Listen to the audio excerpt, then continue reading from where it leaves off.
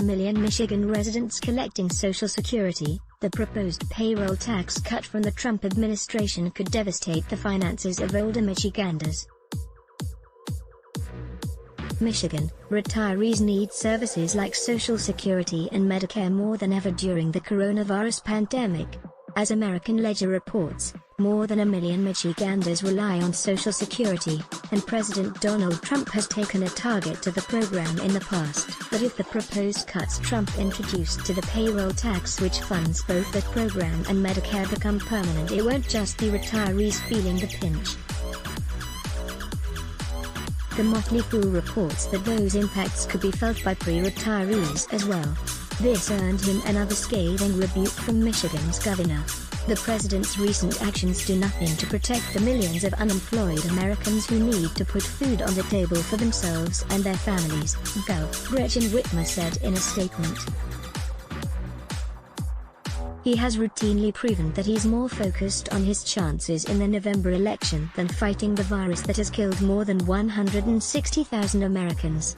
Slashing payroll taxes slashes Social Security. President Trump tried to circumvent Congress this weekend and freeze the payroll tax that funds Medicare and Social Security, starving the vitally important programs of much-needed cash. This isn't unusual for Republicans, who have been trying for years to downsize Medicare, which provides health insurance for people over age 65, and Social Security, which helps 64 million Americans meet basic living expenses when they are older or disabled. Related, isolated seniors in Michigan depend on Meals on Wheels more than ever. The president's legal authority to delay the payroll tax isn't clear. It also doesn't do away with it, but defers payments until later, and there is little question that it would take an act of Congress to completely forgive those taxes. In other words, while people might not pay this tax now, it is not at all guaranteed that they wouldn't have to pay the tax back at a later date. And the money wouldn't help the 17 million Americans who are currently out of work, instead, aiding highest-wage earners the most. In addition to being a gift for wealthier Americans, the payroll tax freeze accomplishes another Republican goal. For years, the GOP has worked to undercut Medicare and Social Security, citing a growing deficit, despite passing a massive tax cut in 2017 that grew the U.S. deficit to over $1 trillion and failed to deliver promised benefits for the economy. One of the most notable efforts came from Senator Mitt Romney, RUT, when he was running as the Republican presidential candidate in 2012. Romney proposed handing Medicare over to private health insurance companies, cutting funding, and turning it into a voucher system. Republicans have also dreamed of privatizing Social Security, which was a major policy focus for President George W. Bush in 2005.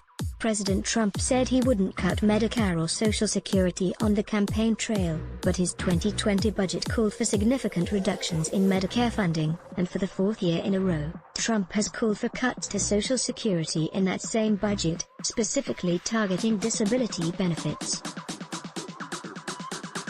See also, Testing for Everyone, a look at how Gov. Whitmer is protecting Michiganders in nursing homes. The continued threats from the GOP to these two popular programs also contradicts public sentiment. According to Gallup, nearly 2 decades of polling on Social Security indicates that a majority of adults want Social Security left completely intact. Medicare also generally sees positive poll numbers in Gallup surveys. While Medicaid and Medicare are not the same, Medicaid is one of the largest public programs run by the federal government. As recently as last week, voters in Republican-led Missouri joined those in Oklahoma and other GOP-helmed states to expand lower-income public insurance options like Medicaid. This would seem to put Trump and other GOP politicians at odds with the general sentiment on tax-funded programs like Social Security and Medicare. Medicare and Social Security will almost certainly come up on the campaign trail. if public sentiment on the popular programs is to be believed. While Republicans are bent on defunding the programs and slashing federal Medicaid support, Democratic presidential candidate Joe Biden has pledged to keep Medicare as it is, ensuring there is no disruption to the current Medicare system. And on Social Security, Biden wants to increase funding to the program by having Americans with especially high wages to pay the same taxes on those earnings that middle-class families pay. Let's block ads. Why? Show your love for him. Click the link in description. Thanks for watching.